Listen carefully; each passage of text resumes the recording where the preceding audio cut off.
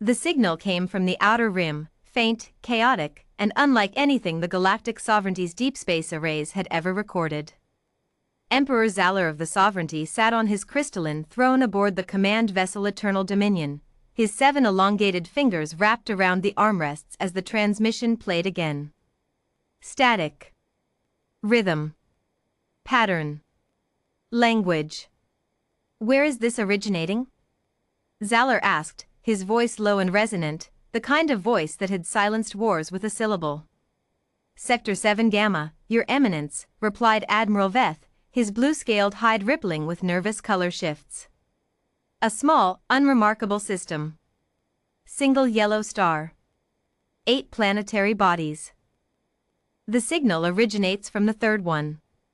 Zalor leaned forward. In 12,000 years of sovereignty expansion across 417 star systems, no new intelligent species had been discovered in over 6 centuries. The last one, the Murathari, had been a simple, cave-dwelling race barely past fire. They had been absorbed quietly, peacefully, and forgotten. Send a survey probe, Zalor commanded. Standard protocol. The probe returned in 43 orbital cycles. What it brought back shook the entire court into silence. The planet, designated TE3, though its inhabitants called it Earth, was alive in ways no survey model had predicted. Not primitive. Not a developing civilization scratching symbols in mud. The scans revealed over 8 billion individual lifeforms of a single dominant species, covering every continent, every climate zone, every altitude from deep ocean trenches to high-altitude mountain ranges. They breathed a toxic oxygen-nitrogen mixture that would corrode sovereignty lungs within minutes. They drank liquid water, a solvent.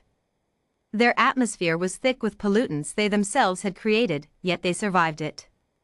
Their bodies ran on chemical combustion, regenerated damaged tissue, and operated for 70 to 100 orbital cycles without significant mechanical failure. But it was the behavioral data that froze the court. These creatures, humans, the probe translated, had, within the last 200 years alone, split the atom, walked on their own moon, mapped their genome, connected their entire civilization through an invisible web of information, and developed weapons capable of rendering their own planet uninhabitable. They had done all of this without guidance from the sovereignty. Without the uplift programs. Without genetic templates or technological seeding. Alone. This is not possible, Admiral Veth whispered. And yet, said Zalor, rising slowly from his throne, it is. The Emperor did not send diplomats. He went himself. This decision scandalized the High Council. Sovereigns did not make first contact. Sovereigns ruled from above, from distance, from legend. But Zalor had watched the full probe footage 17 times. He had seen the humans launch ships into their own sky on controlled explosions. He had watched them walk into collapsing structures to pull out survivors. He had seen footage of a single human stand before an armored column of vehicles and refuse to move. He needed to see them for himself. The Sovereignty fleet dropped from faster-than-light travel at the edge of the solar system, 12 warships, each the size of a human mountain range, shimmering with cloaking lattices. They were detected in 4 minutes. Zalor had expected days, perhaps weeks, before the humans even noticed.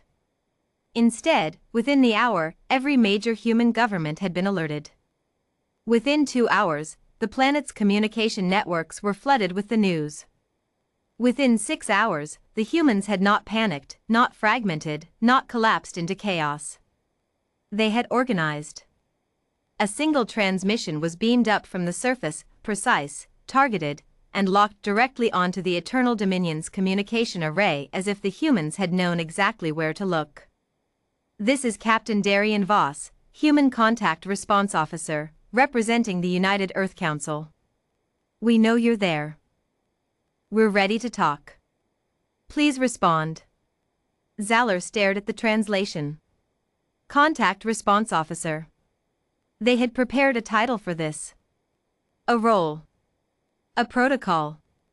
These creatures had not only anticipated first contact, they had staffed for it.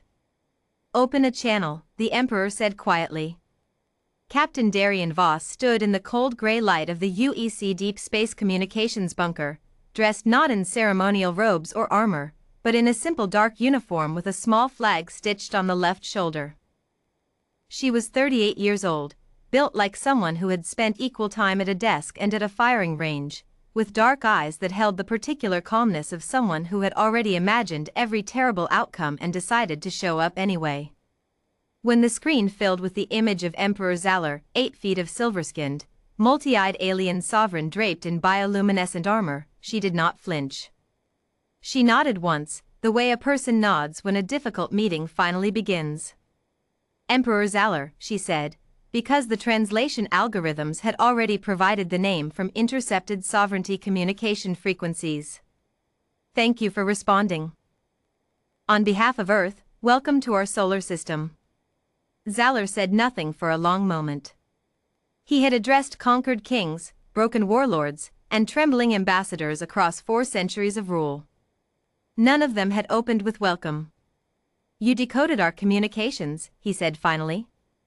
We've been listening to space for a long time, Voss replied. We had good data to work with once you arrived. You are not afraid. I didn't say that. A pause. But fear doesn't change the job. Zalor felt something unfamiliar move through him. Not threat assessment. Not political calculation. Something older. Respect. You are aware, he said carefully, that my fleet carries sufficient armament to alter the surface geography of your planet. Voss folded her hands on the table in front of her. And you're aware that in the 6 hours since you arrived, every nuclear-capable nation on Earth has gone to full readiness. 17 independent space agencies have begun tracking your fleet's exact coordinates, and I have a dead man's switch on this desk that broadcasts your position to every frequency in this solar system. She met his gaze through 17 light seconds of space. We're not asking you to be afraid of us, Emperor. We're asking you to talk to us. The silence that followed lasted 11 seconds. Zalor's advisors were motionless. Then the Emperor did something no one in the court could remember him doing in living memory. He laughed. Not a diplomatic performance. Not a controlled gesture of power. A real laugh, surprised out of him, deep and resonant, filling the bridge of the eternal dominion like something had cracked open. Veth, he said, turning to his admiral, how many species have ever threatened us during a first contact transmission? None, Your Eminence, Veth said faintly. None, Zalor confirmed. He looked back at Voss. Captain. I will come to your surface. Alone. No weapons. I wish to see your world with my own eyes. Voss didn't hesitate. I'll have a landing zone cleared within the hour. I'll meet you myself. When Zalor stepped onto Earth's soil for the first time, onto a windswept field in the northern continent, under a pale blue sky that smelled of rain and something burning somewhere far away, he stood still for a long time. He had visited 200 worlds. Breathed alien airs, seen alien suns rise and set. But this planet was loud in a way he could not name. The wind moved differently. The gravity held differently. And the human standing 20 meters away, waiting with her hands clasped behind her back, watching him with that same unreadable calm, she looked small. Every measurement said so. Fragile skeleton. Limited sensory range. Short lifespan. No natural armor, no venom, no flight, no enhanced strength. And yet here she stood, on a world that had produced her without help, had driven her to the stars on chemical fire and stubbornness, had given her the audacity to say welcome to an emperor. He walked toward her. She walked toward him. They met in the middle. Your world is louder than I expected, Zalor said. You get used to it, said Voss. Most things worth keeping are loud. He looked at her for a moment. What do your people want, Captain Voss? From us. From this meeting. She considered the question seriously, the way she considered everything. To be known, she said. Not absorbed. Not protected. Not ruled. She looked up at him without apology. Known. As equals. Or we don't deal at all. Somewhere above them, 12 sovereignty warships hung in orbit. Somewhere below, 8 billion humans went about their lives, arguing, building, breaking things and fixing them, falling in love and going to war and writing poetry about both, completely unaware that in this field, their entire future was being decided by one woman who had shown up with a dead man's switch and a flag on her shoulder. Zalor, Emperor of the Galactic Sovereignty, ruler of 417 star systems, looked at Captain Darian Voss and made his decision. Equals, he said. It has been a very long time since we used that word. Voss allowed herself one small smile. Then let's make it mean something again.